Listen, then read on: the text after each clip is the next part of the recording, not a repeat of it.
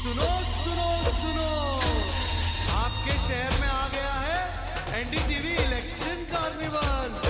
कलाकारों का होगा धमाल, एनडीटीवी पूछेगा सवाल। देखिए क्या होता है नेताजी का हाल। आपके शहर में आ गया है एनडीटीवी इलेक्शन कार्निवल।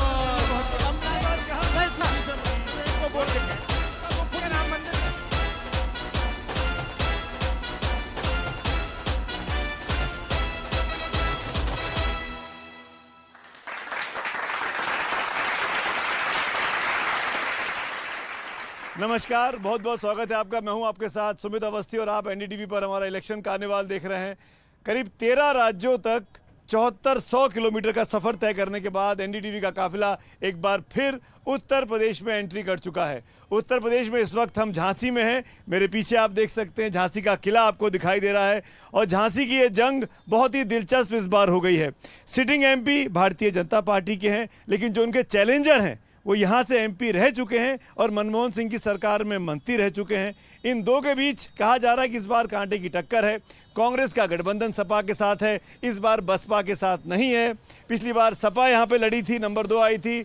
इस बार बसपा अलग है और बसपा अलग होने की वजह से क्या इंडिया अलायंस जो बना हुआ है उसको फ़ायदा होगा या नुकसान। और प्लस मेरे साथ यहाँ बहुत बड़ी संख्या में झांसी की आवाम भी मौजूद है। ज़ोरदार तालियां आप सबका, बहुत बहुत शुक्रिया मेरे साथ यहाँ जुड़ने के लिए इस मंच पे।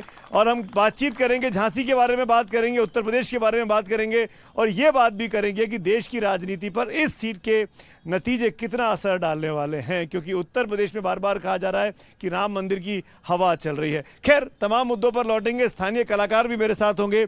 एक ऐसे ही कलाकार को हम खोज के लाए हैं क्योंकि हम झांसी में हैं, झांसी में आए और रानी लक्ष्मीबाई जी की बात ना हो, ऐसा कैसे हो सकता है। आपके लिए झांसी से रानी लक्ष्मीबाई, आइए। रानी लक्ष्मीबाई बनी हुई हैं, जोरदार तालियों के साथ स्वागत करिए। क्या बात है, बहुत बहुत शुक्रिया। आप लोगों ने ये तैयारी कर दी इस चीज़ के लिए। मुझे तो पता है आपका नाम क्या है, लेकिन सीमा अपना नाम बता दीजिए। जी, मेरा नाम सीमा रायकवार है। हाँ। और मैं झांसी से हूँ और झांसी के इस रूप की एक ऐसी विशेषता है कि झांसी का नाम झांसी की रानी, और जब तक झांसी की रानी प्रति व्यक्ति महिला ना बने तब तक तो झांसी का नाम पूरा होता ही नहीं। आप झांसी की हैं, आप महिलाओं की बात कर रही हैं सीमा जी। 2-3 सवाल है मेरे आपसे। इसके पहले कि मैं नेताओं के पास जाऊं, क्योंकि नेता तो रोज ही बोलते हैं, आवाम तो पहली बार मिलती है, कम कम समय मिलता है। ये बताइए, झांसी की महिलाओं की सबसे बड़ी समस्या क्या है, आपको क्या लगता है? सबसे बड़ी समस्या रोजगार ही है, क्योंकि जो महिला होती है वो परिवार को मेंटेन करती है। देखो, जेंट्स क्या होता है वो बाहर चला जाता है, लेकिन जो महिलाएं होती हैं वो घर में होती हैं, और महिलाओं की विशेषता होती है उनको पूरा मेंटेनेंस देखना होता है, घर का भी और बाहर का भी। तो जाहिर सी बात है कि उन्हें रोजगार मिलेगा तो पूरी तरीके से वो घर भी व्यवस्थित कर पाएंगी और बाहर भी व्यवस्थित कर पाएंगी।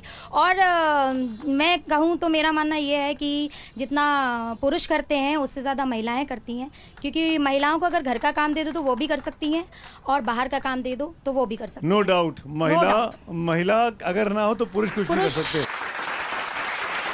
अब ये बताइए, आप क्यों रानी लक्ष्मीबाई की रूप ये वेशभूषा में रहती हैं? क्या क्योंकि इंस्पिरेशन क्यों है वो आपकी? मुझे मेरी झांसी में रहना पसंद है और झांसी का रूप इसलिए धारण करती हूँ क्योंकि मैं एक कलाकार नहीं हूँ झांसी की, लेकिन झांसी के रूप में जब मैं आती हूँ तो मुझे लगता है कि यार मैं झांसी की हूँ।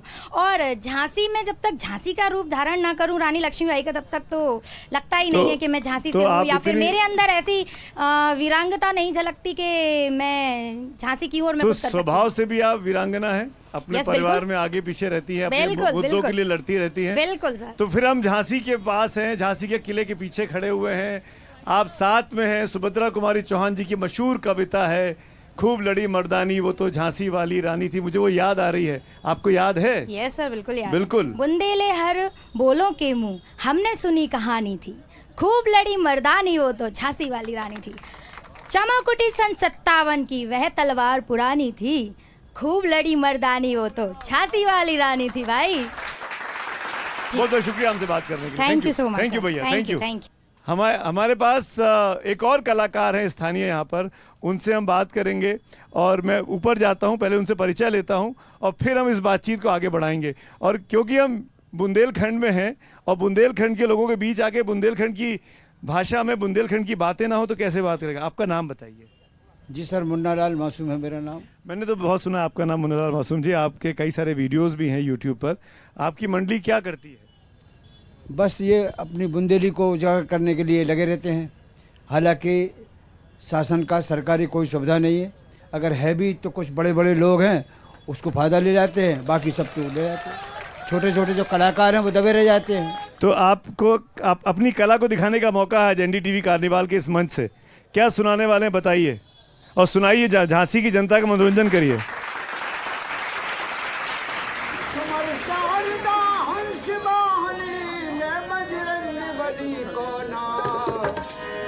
और देव सुमर के सब खेरे के बिगड़े बन जावे सब काम। देव सुमर के सब खेरे के बिगड़े बन जावे सब काम।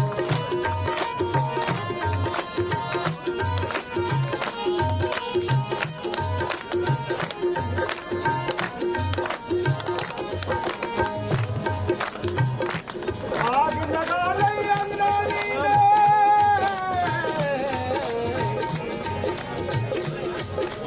आग लगा रही खुदानी में, आग लगा रही खुदानी में, घोड़ा सब चढ़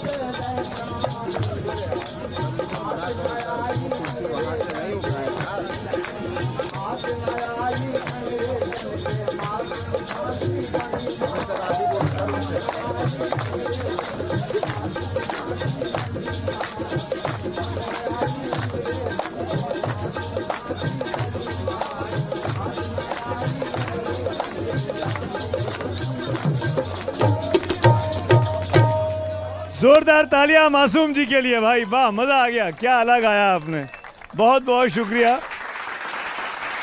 तो आइए बातचीत का सिलसिला शुरू करते हैं। यहाँ झांसी की जनता की बेचैनी बढ़ती जा रही है। ये लोग सब अपने नुमाइंदों से, जिनको चुनकर भेजने वाले हैं, उनसे सवाल पूछना चाहते हैं। आप सबके पास भी मैं आऊँगा, लेकिन पहले मंच पे चलते हैं। मेरे साथ 3 खास मेहमान यहाँ मौजूद हैं। ज़ोरदार तालियां बजा के स्वागत कर लीजिए अपने अपने लोगों का। मेरा मत करिए, मेरा स्वागत आप कर चुके हैं। मैं परिचय कराता हूँ। मेरे पास मेरे लेफ्ट में गौरव बैठे हुए हैं, गौरव जैन, जो कि कांग्रेस के यहाँ के प्रत्याशी प्रदीप जैन जी के सुपुत्र भी हैं, कांग्रेस पार्टी के टीवी पैनलिस्ट भी हैं। और ख़ास बात यह है कि इनके पिताजी जो यहाँ से सांसद रहे और इस बार कांग्रेस के प्रत्याशी हैं, कांग्रेस सपा के जॉइंट प्रत्याशी हैं, उनकी तबीयत नासाज है तो वो यहाँ नहीं आ पाए, इसीलिए उन्होंने अपने बेटे को ये कमान सौंपी है।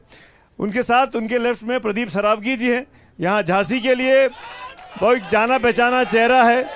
झांसी के बीजेपी के प्रत्याशी अनुराग शर्मा जी जो हैं उनके नुमाइंदे हैं, उनको रिप्रेजेंट कर रहे हैं। झांसी ज़िला के भाजपा के अध्यक्ष भी रह चुके हैं। बहुत बहुत स्वागत है आपका प्रदीप जी, धन्यवाद। और हमारे साथ में शाह साहब भी हैं, भानु सहाय, माफ़ करिएगा, भानु सहाय साहब भी मेरे साथ यहाँ मौजूद हैं। भानु सहाय बुंदेलखंड अलग राज्य की जो मांग चलती रही, उसका एक मोर्चा बना, नवनिर्माण मोर्चा, बुंदेलखंड नवनिर्माण मोर्चा, उसके कर्ता धर्ता हैं। और झांसी में आओ और बुंदेलखंड की बात ना हो, इस इलाके में आओ बुंदेलखंड में, और बुंदेलखंड अलग राज्य की मांग ना सुनना पड़े।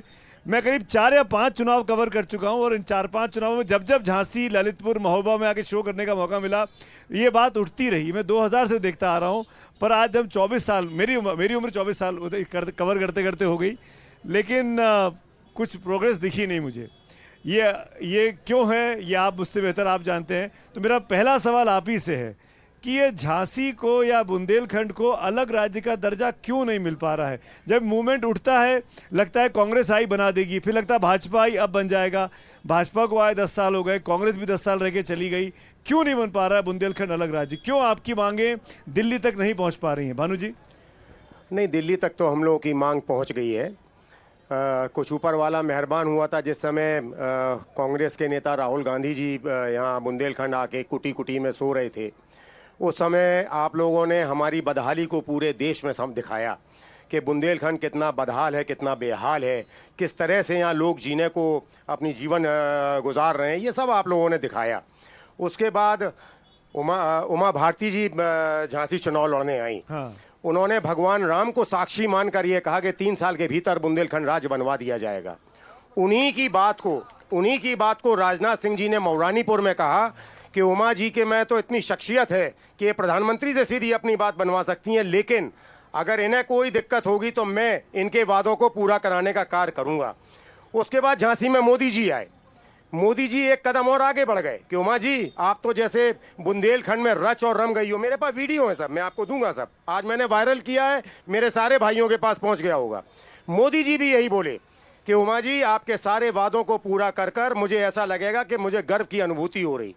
लेकिन कहीं ना कहीं ये जो मुद्दा है ये राजनीतिक सूली पे चढ़ जाता है, क्योंकि हमारे यहाँ अवैध खनन बहुत है और जितने राजनीतिक दल हैं जो सत्ता में आते हैं वो उस अवैध खनन पर अपनी निगाहें गड़ा देते हैं, और वो इसलिए बुंदेलखंड बनाना नहीं चाहते कि उनको इतना बड़ा चारागाह और कहीं मिल ही नहीं सकता जितना बुंदेलखंड में है। जितना मैं समझा भानु जी आपकी इस इनिशियल कमेंट से, आपके हिसाब से कांग्रेस भी कुछ नहीं कर पाई और भाजपा भी कुछ नहीं कर पाई। जो मेरा सवाल था, सिर्फ कुटी कुटी आके सोने से काम नहीं चलेगा, या सिर्फ झांसी में आके भाषण देने से काम नहीं चलेगा, वादे करने से काम नहीं चलेगा। अगर मैं आपकी बात को दोनों राजनेताओं के पास ले जाऊं, 10 साल ये भी रह लिए, 10 साल वो भी रह लिए, हम सबकी मेमोरी में 4 से 14 और 14 से 24 का ये कार्यकाल। तो सराबगी जी मेरा सवाल आपसे है, क्यों क्यों क्यों आप बुंदेलखंड में रह के बुंदेलखंड की मांग अपनी सरकार से नहीं मनवा पा रहे हैं?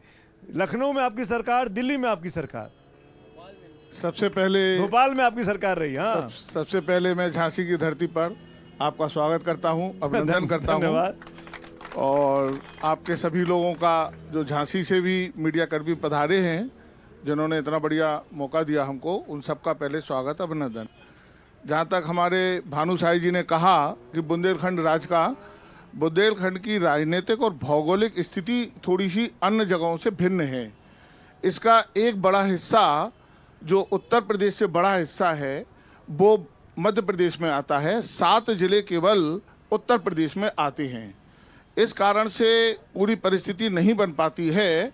और जहां तक भारतीय जनता पार्टी का सवाल है, उमा भारती ने भी कहा था, राजनाथ सिंह ने भी कहा था, हम भी कह रहे हैं कि बुंदेलखंड राज्य बनना चाहिए, और भारतीय जनता पार्टी छोटे छोटे राज्यों की समर्थक है। जितने भी छोटे राज्य बने हैं तो वो भारतीय जनता पार्टी के शासन में ही बने हैं। सवाल बनता है कि जब आपने छत्तीसगढ़ बना दिया, आपने झारखंड बना दिया, आपने उत्तराखंड बना दिया 2001 में वाजपेयी जी की सरकार में, भारतीय जनता तो पार्टी क्यों नहीं बन पा रहा है बुंदेलखंड? भारतीय जनता यूपी एमपी दोनों जगह आपकी सरकार है। भारतीय जनता पार्टी ही केवल एक ऐसी पार्टी है जिसने राज्य पुनर्गठन आयोग गठित किया है। ये गलत बात है, गलत कह रहे हैं सर, गलत कह रहे हैं, गलत बिल्कुल नहीं। 1957 में हो गया था राज्य पुनर्गठन आयोग। देखिए एक मिनट, राज्य पुनर्गठन आयोग घोषित किया है, और भारतीय जनता पार्टी के हर जगह हम लोग कहते हैं कि छोटे छोटे राज्य ही विकास का आधार हो सकते हैं। कौन चेयरमैन? और जहाँ जो इन्होंने पुनर्गठन आयोग का चेयरमैन कौन है सर? इन्होंने खनन की बात पूछ तो लीजिए सर, गठित ही नहीं हुआ है, जो गठित ही नहीं हुआ है सर, जो झूठ बोला जा रहा है। जो इन्होंने खनन की बात की है, आज केवल अभी 7 साल भारतीय जनता पार्टी की सरकार को हुए, इससे पहले ये खनन आप ही के लोग करते रहे होंगे। इसका अनुभव आपको ज्यादा है, हम लोगों को इसका ना अनुभव है ना हम लोगों का स्वभाव है, ठीक है प्रदीप ना जी। हमारे कार्यकर्ता ऐसा करते हैं। कांग्रेस के युवा नेता प्रवक्ता गौरव जैन बोलना चाह रहे हैं बहुत देर से। गौरव, देखिए प्रदीप चाचा हमारे सम्माननीय है, अनादर करते हुए मैं कुछ बातों पे इनके बताऊंगा। सबसे पहली बात तो उन्होंने बताया राज्य पुनर्गठन आयोग सबसे पहले नेहरू कैबिनेट में हो गया था 1957 में, जब अलग अलग राज्य बने थे, मैसूर अलग हुआ था, हैदराबाद अलग हुआ था, राज्य पुनर्गठन आयोग तब भी बन गया था। दूसरी बात इन्होंने बुंदेलखंड की करी। बुंदेलखंड के बनने के लिए उत्तर प्रदेश में जब बसपा की सरकार थी 2008 में, तब उस टाइम पे यहाँ से प्रपोजल चला गया था, फिर 2013 में भी गया। उसके बावजूद भी यहाँ पर चूंकि 2 राज्यों में बटा हुआ है, यूपीए के टाइम पे उन्होंने बोला कि 2 राज्यों में है, अलग अलग इसका विकास कैसे करें, तो बुंदेलखंड पैकेज दिया गया था। इतिहास में पहली बार ऐसा पैकेज था जो 2 राज्यों को बिना सीमा के दिया गया था, कि बुंदेलखंड राज्य नहीं है तब बुंदेलखंड के नाम से पैकेज दिया गया था। तो ये बात नहीं है उसमें जिस बुंदेलखंड को मिला, जब लेकिन उस बुंदेलखंड पैकेज के बदले मैं बीच में सभी जगह मंडियों में। प्रदीप जी बोलने दीजिए, प्रदीप जी पहली बार बोल रहे हैं, वो बोलने दीजिए, पहली बार बोल रहे हैं। गौरव, देखिए ये बात करी इन्होंने कि हर घर जल पहुंच गया। मैं कसम खाता हूँ, स्टेज पे बैठा हूँ। हाँ। कल मैं गया था रक्सा के आगे चंद गांव हैं, वहां पे महिलाएं थी, वो रो रही थी वहां पर कि 2 साल पहले नल लग गया, आज तक इस नल में पानी नहीं आया।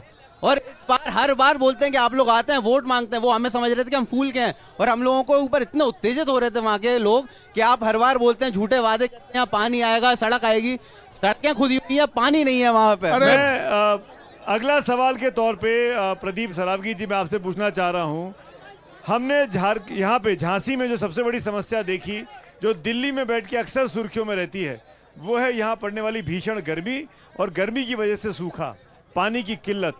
ये बहुत ही बड़ा मामला है इस इलाके के लिए। मुझे वो तस्वीरें आज भी याद हैं। इंडियन एक्सप्रेस के रिपोर्टर ने खबर की थी कि 40 टैंकर की ट्रेन चली है। कांग्रेस का ज़माना था, कांग्रेस का ज़माना था, पानी की दिक्कत थी, टैंकर से पानी आता था, लखनऊ से, दिल्ली से, देहरादून से ट्रेनें आती थीं। आप क्या इस बात की गारंटी दे रहे हैं कि पानी की समस्या झांसी से, आसपास के इलाके से दूर हो गई है? प्रदीप जी, बहुत बहुत धन्यवाद जो आपने इस समस्या की ओर ध्यान आकर्षित किया। आप ये बताइए, 50 साल जिसने शासन किया वो जिम्मेदार नहीं है? आपको मालूम है सारी दुनिया के अंदर ये प्रचार किया जाता है कि बुंदेलखंड के अंदर पानी की कमी है। मैं आपको बता दूं, दुनिया में सबसे ज्यादा पानी बुंदेलखंड के अंदर है। कैसे? सबसे ज्यादा नदियां बुंदेलखंड के अंदर हैं। कभी ये दशानन, नदियों में पानी है? हाँ, अब पूरी बात सुनिएगा। किसी समय बुंदेलखंड को दशानन कहा जाता था, 10 नदियों का क्षेत्र कहा जाता था। केन जैसी नदी यहाँ पे है, बेतवा जैसी नदी यहाँ पर है। लानत उन पर है जिन्होंने इतना पानी होते हुए भी उसका प्रबंधन नहीं किया, उसका मैनेजमेंट नहीं किया। आज भारतीय जनता पार्टी की सरकार में 7 साल में गांव-गांव में नहरों का जाल बिछाया जा रहा है। 125 MLD का, मैं यही बोल रहा था कि हर घर जल का नारा दिया गया है। हाँ, आप सुनिए, क्या हर घर जल पहुंच गया है? 125 MLD पानी को फिल्टर करने का प्लांट बबीना के अंदर तैयार हो गया है। बबीना की बात जो कर रहे हैं, 50 तो बबीना साल, बता, एक सेकंड, ये हमें बबीना पूरी बात कह लेने दीजिए, आप हाँ, बिल्कुल भी प्रदीप जी की बात सुन लेते हैं। गौरव, जो उसके बाद। 50 साल में गांव में पानी नहीं पहुंचा पाया, हमने हर घर को पानी पहुंचाने की अमृत योजना बनाई है। घर पानी पहुंच गया कि नहीं पहुंच गया? 10 साल हो गए हैं, 10 साल हो गए हैं। आप गांव में पहुंचा 10 साल, मुझे नहीं पता है, आप मुझे बताइए। आपके हल्ला करने से रुक नहीं जाएगा। शांत शांत शांत। आपके केवल हल्ला करने से नहीं। आप गांव में देखिए, घर के बाहर गांव की महिलाएं 2-2 किलोमीटर जो पानी लेने जाती थी, आज उनके दरवाजे पर नल लगा है। मैं गांव के प्रचार में गया और उनसे पूछा, हमने गांव की महिलाओं से, कि क्या आपने ऐसी कल्पना की थी? तो महिलाएं बोली, मैंने कभी ऐसा सोचा नहीं था कि गौरव जवाब दीजिए। ये कह रहे हैं कि पानी नल लगेगा, घर में पानी पहुंच गया 10 सालों में। मैं इस बात पे इसलिए बोल सकता हूं क्योंकि कल मैं खुद गया था बबीना, ये फोटो मैंने क्लिक करी। अब देखिए, यस्टरडे लिखा है 4:30 बजे गांव में। ये फोटो तो कहीं भी खींची जा सकती है। नहीं, आप इसमें लोकेशन देख लो। आप कह रहा हूं कि ऐसी फोटो तो जहां पानी है वहां भी खींची जा सकती है। देखो, आप लोकेशन देखो। नहीं, मैं कह रहा हूं कि जहां पे कुआं है वहां से भी पानी भर के निकालेंगे। लेकिन मैं ऐसी फोटो आएगी ना। मैं वीडियो आपको बता रहा हूँ, वहां पर महिलाओं ने कोसा है कि राजनेता आ जाते हैं, उन्हें लगा कि हम भाजपा वाले हैं, गालियां दे रही थी हमें। मैं जनता से पास जाता हूं, जनता से पूछता हूं, पानी की समस्या कितने, यहाँ कैमरा करिए मेरी तरफ, कितने उस तरफ लोगों को दिखाइए, लोगों को आप मेरे, कितने लोगों को लगता है कि शहर में पानी की समस्या है? ये लोग कह रहे हैं पानी की समस्या नहीं है। आपके यहाँ पानी आता है? ऐसा बिल्कुल आ रहा है, कभी परेशानी नहीं। लोग इतने सारे लोग क्यों? ये इनका विपक्ष का काम है, हल्ला मचाना। हाँ जी, विपक्ष के, ये सब विपक्ष के हैं। एक सवाल में बहुत आराम से पानी की समस्या का निरंतर तौर पे जहाँ से भी आ रहा है, लोग बहुत खुश है। एक पानी आ रहा है? पानी हमारे यहाँ नहीं आ रहा है। क्यों नहीं आ रहा है? क्योंकि नल तो लग गए, लेकिन पानी कभी आता कभी नहीं आता, खराब हो जाती पाइपलाइन। नल लग गए हैं, पानी नहीं आता है। नल लग गए, पानी नहीं आता है। आपके यहाँ पानी आता है? बिल्कुल आता है साहब, बिल्कुल आता है। हाँ, बताइए, पानी की समस्या है? आज का आप दैनिक जागरण उठा लीजिए, अमर उजाला उठा लीजिए, मैं आपको वार्ड बाई वार्ड या मोहल्ले बाई मोहल्ले बता सकता हूँ। मुखरियाना, बिसात खाना, दरीगरान, ईसाई टोला फर्स्ट, ईसाई टोला सेकंड, प्रेम नगर, नगरा, तिलियानी, बजरिया, आप उठा लो। रात में महिलाएं रात में 2-2 बजे उठ के अवस्थी पानी भरती हैं और हैंडपंप पे नंबर लगाती हैं पानी। आप तो सफल गई हैं जी, तो आप तो विरोधी करेंगे। विरोध क्यों? ये हकीकत, पानी आता भी होगा तो पता कर। अरे आपको क्यों लगेगा? ये देखिए ना, आप ये काम करिए, लाइव रिपोर्टिंग करिए, सुबह चलिए बड़े गांव के लोग टैंकर खरीद रहे हैं, एक डिब्बे का 15 लीटर पानी के 10-10 रुपए दे रहे हैं। लड़ाइयां हो रही हैं, एक दूसरे पे सर फोड़ रहे हैं पानी के चक्कर में। आपको लग रहा है कि पानी नहीं है? पानी है, पानी नहीं है, नहीं है, पानी नहीं है। आइए बाबा, आइए। पानी की समस्या ना कांग्रेस ने पाटा है भाई, ना भाजपा, ये दोनों एक ही थाली के चट्टे बट्टे हैं, झूठ की लुटेरी सरकार है इनकी। दोनों पार्टियां जिम्मेदार है, पर अब क्योंकि भाजपा की मैं सरकार है, तो भाजपा को एक प्रश्न आपके जरिए करना चाहता हूं सब लोगों से। हाँ। यही झांसी है जिसमें 20 साल पहले 6-6 फीट नीचे जीने उतर के पानी भरते थे हम लोग। चलिए, हम लोगों ने, सब लोगों ने देखा। तब भारतीय जनता पार्टी की जब पिछली सरकार आई थी तब 70 MLD पानी इस झांसी को दिया गया था। आज जब सरकार आई है तो पूरी झांसी की जरूरत है 85 MLD और हमने 125 MLD पानी देने की व्यवस्था की है।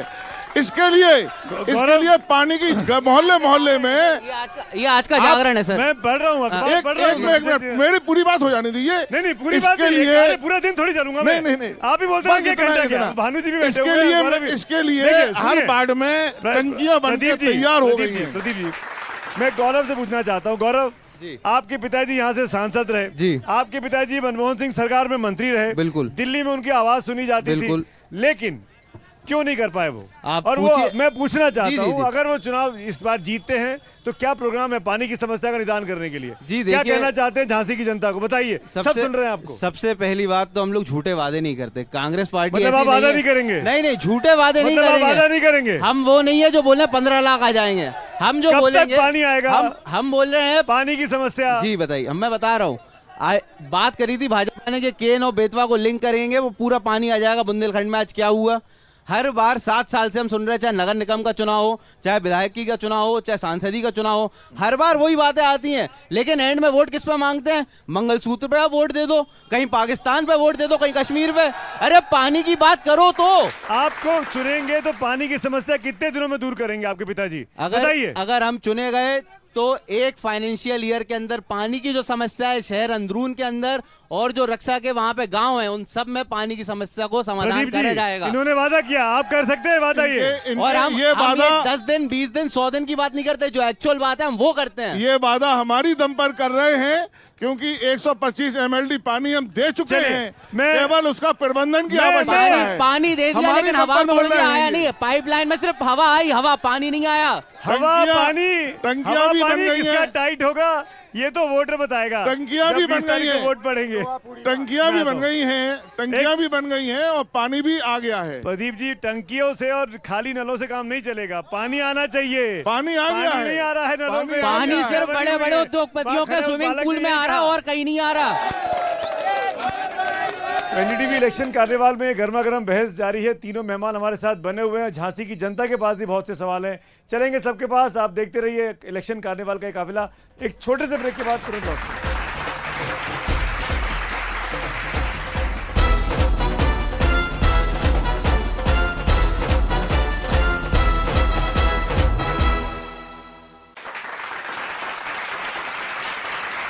मैं अगले मुद्दे पे जाता हूँ। एक बड़ा मुद्दा उठाया गौरव ने यहाँ पे, और प्रदीप जी सवाल आपसे, इनफैक्ट भानु जी सवाल आपसे है।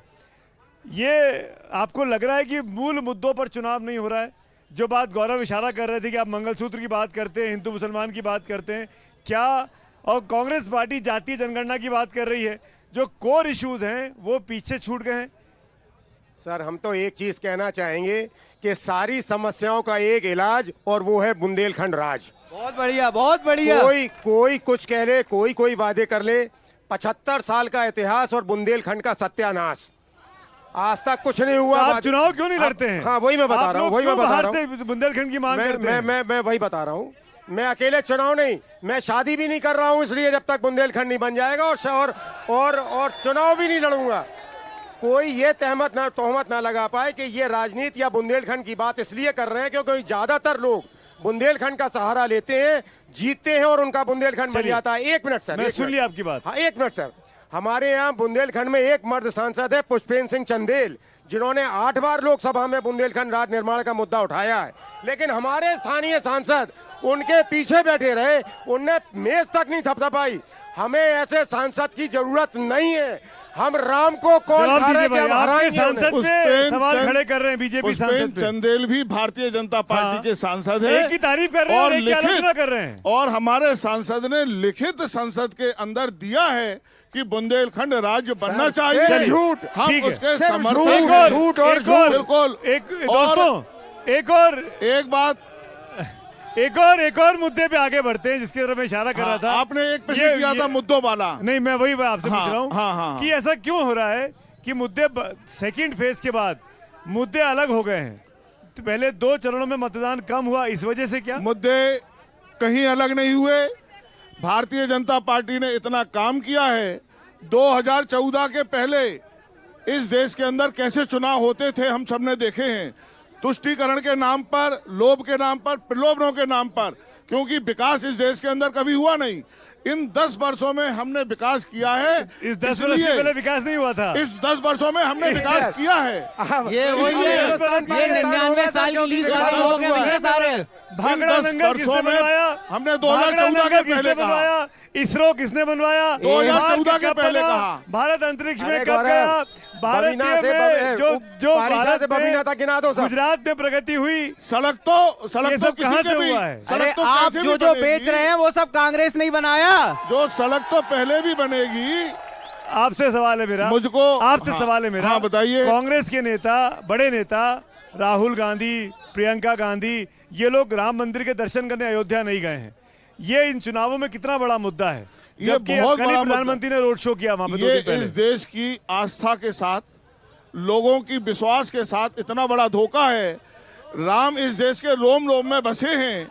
जिन्हें इस देश के अंदर राम में विश्वास नहीं, जिन्हें राम के नाम पर विश्वास नहीं, उन्हें इस देश में रहने का भी अधिकार नहीं। क्या बात कर रहे हैं? वोट की तो बात छोड़ो, यही सोच है। रहने का अगर भी कोई अधिकार शिव भक्त है तो उसको रहने का मतलब नहीं है। जो राम अगर कोई का नहीं, महावीर भक्त है तो उसको रहने का कोई मतलब नहीं है। बिल्कुल कोई नहीं। हनुमान भक्त है तो उसको जो- रहने का कोई मतलब जो नहीं है। राम का नहीं, सोच तो इनकी यही है, सोच तो इनकी यही है कि भैया सिर्फ बिल्कुल, मैं, मेरे अलावा कोई नहीं। बिल्कुल यही और आप सोच बताइए, है। भारत हम में राम के 33 करोड़ हैं। देवी देवता हैं। पर प्रदीप जी, 33 बात का करोड़ जवाब दीजिए ना। हाँ। अगर हम शिव भक्त हैं, क्या वो छोटे हनुमान हैं भक्त किसी हैं, से? तो आप भारत छोड़ो के बात कर सकते हैं। हम क्या? शिव की आराधना करते हैं, अगर- हम हनुमान की आराधना करते हैं। नहीं। यही तो कह रहे हैं कांग्रेस के लोग।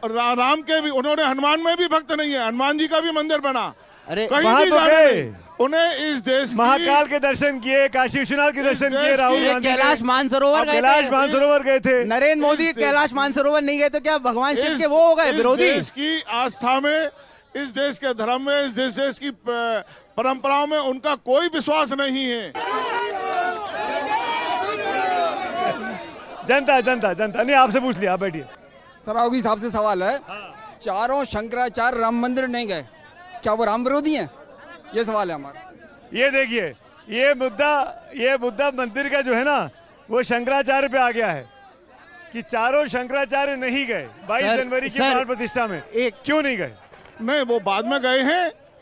कहाँ गए? अभी नहीं गए। गए हैं सभी। नहीं गए। नहीं गए। ये उनका कार्यक्रम है। लेकिन जो ये कहता है कि हम नहीं जाएंगे, परेशानी उनसे, जो नहीं गए उनसे परेशानी थोड़ी है। जो कहते हैं कि हम नहीं जाएंगे, परेशानी उनसे है। एक छोटा सा चलिए, इशू है। अभी राहुल गांधी कहते हैं कि हम जा रहे हैं। एक छोटा सा इशू अभी है, राहुल गांधी झांसी कहे में हम 10,000 स्वागत करने मकान के लिए टूट रहे खड़े हैं उनके। और वो क्यों टूट रहे हैं? क्योंकि जेडीए वालों ने बिना परमिशन के लोगों के नक्शे पास कर अब दिए। वापस झांसी पे आ गए। हाँ, झांसी पे आ गए क्योंकि 10,000 लोगों के मकान जो है वो मुझे आधार याद में है, है। वो जो ग्रीन बेल्ट पे आ गया था, जिसको प्रोटेस्ट चल रहा था। जेडीए बोल रहा है कि हम तोड़ेंगे। अभी कल तारीख थी, मैं वकील हूँ, निःशुल्क लड़ रहा हूँ वहाँ पे लोगों के लिए। वहाँ पे ये 15 लाख का वकील खड़ा करते हैं एनजीटी में और बोलते हैं मकान तोड़वाएंगे। और यहाँ पर इनके अधिकारी फोन करके बोलते हैं कि आप एडजमेंट ले लीजिए, चुनाव के बाद स्टेट को लड़िए। तो ये इनका दोहरी नीति है। जवाब दीजिए।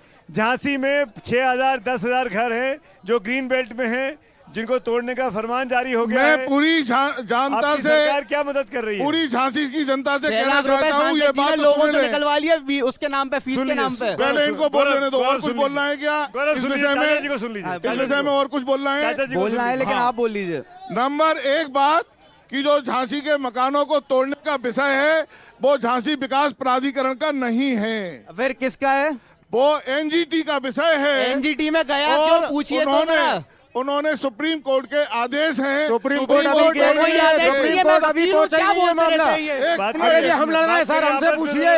हम लड़ रहे हैं सर, इसको हमसे पूछिए। आप जो भी बात करना पूछिए चाहे, सर। सब लोग शांत हो जाएं। जो भी बात करना चाहे आमने सामने बात कर सकता हूं। मैं कर रहा हूं। कोर्ट नंबर 1, कोर्ट का आदेश है, विकास प्राधिकरण का उससे संबंध नहीं। नंबर 2, भारतीय जनता पार्टी के मुख्यमंत्री से लेकर के सांसद ने, विधायक ने, सबने इसके लिए प्रयास किए कि कैसे कोर्ट के आदेश का भी पालन हो जाए और उनके मकान टूटने से बच जाएं। कैसे, क्या फॉर्मूला है वो? इसके लिए फॉर्मूला बताइए। हाँ, इसके लिए जेडीए का प्लान 2031 बनके तैयार है। उनसे हाई कोर्ट में एफिडेविट दिया है कि ये प्लान आ जाने दीजिए। ये प्लान जैसे ही लागू हो जाएगा किसी का भी मकान नहीं टूटेगा। किसी का मकान नहीं टूटेगा। मैं कर रहा हूँ, मकान नहीं टूटेंगे, कोई मकान नहीं टूटेगा। आखिर में ये बहस जोरदार चली, लोग बाग उत्तेजित भी हुए। यहाँ पर ये हमको नहीं भूलना चाहिए, तमाम समीकरणों के बीच में एक बसपा का भी उम्मीदवार इस बार लड़ रहा है, कांग्रेस भी है, भाजपा भी है। कांग्रेस का सपा के साथ अलायंस है। जो बुंदेलखंड नवनिर्माण मोर्चा वो तो चुनाव लड़ता नहीं है, लेकिन वो राजनीति से दूर रहता है। लेकिन बीएसपी का कैंडिडेट भी यहाँ खड़ा है। बीएसपी के होने से ट्रायंगुलर कॉन्टेस्ट हो गया है, और ट्रायंगुलर होने से किसका पलड़ा भारी है, किसका पलड़ा कमज़ोर हुआ है, ये तो वोटिंग के बाद और 4 जून के नतीजों में पता चलेगा। लेकिन आप तीनों का शुक्रिया अदा करते करते मेरे पास एक युवा साथी वहाँ मौजूद है जिसके हाथ में गिटार है। मैं उसके पास जा रहा हूँ और मैं चाहूँगा क्लोजिंग कमेंट जो भी होगा वो एक संगीत के जरिए किया जाए। क्या नाम है आपका? आदित्य दुबे। दुबे साहब, क्या सुनाएंगे आप? मैं सुनाऊंगा जो क्षेत्रीय मुद्दे हैं और जो मुझे लगता है चीजें। 2 मिनट का समय मेरे पास से अधिक नहीं। आपने नोटबंदी की, हमने सब सहा। आपने भ्रष्टाचार किया, वो भी सहा। होगी नहीं ठंडी ये आग नोटबंदी की, कमल खिला ना पाए बल्कि राजनीति गंदी की। होगी नहीं ठंडी ये आग भ्रष्टाचार की, कमल खिला ना पाए बल्कि राजनीति गंदी की। पर लोगों की मुश्किल का मोल चुकाना होगा, वोट कैसे मांगोगे सबको ये बताना होगा। इस प्रोग्राम के खत्म करने का वक्त आ गया। दोनों तरफ के दर्शक जो हैं वो ऐसे ही तेजी के साथ अपनी अपनी बात कहने के लिए आगे आते हैं। क्या होगा 20 मई को झांसी की जनता तय करेगी। शुक्रिया।